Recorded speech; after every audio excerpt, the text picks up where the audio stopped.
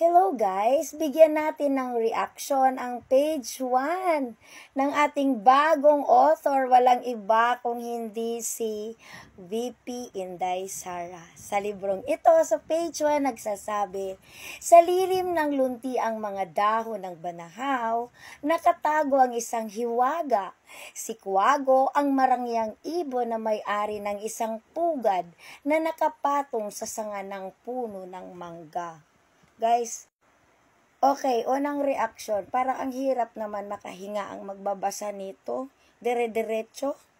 Ang marangyang ibon ng may-ari ng isang pugad ng nakapatong sa sanga ng isang puno ng mangga.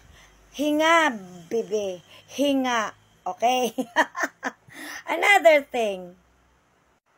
Guys, may tanong ko na lamang.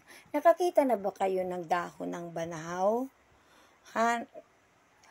Ang alam ko kasi, ang dahon ay sa anahaw. Dahil ang banahaw ay bundok po ito. Huwag na nating lituin ang mga bata kasi baka maghanap sila in the near future na saan po ang sample ng dahon ng banahaw. Mahihirapan tayong i-explain dahil wala talagang banahaw na dahon. Ito meron. Anahaw. Yaan. Sa tingin mo may magpupugad dyan? Siguro sa mga puno-puno niyan. Dahil ang hirap magpugad sa ganyan. Oh, tingnan mo yan ang style ng kanyang dahon. Nakakalito nga naman. Madam Author, pahintulutan mo akong ayusin sana.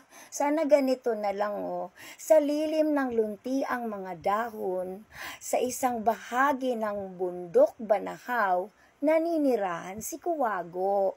Namumuhay siya ng marangya sa kanyang pugad na nasa puno ng manggang hitik ng matatamis na bunga. Sana ganun na lang.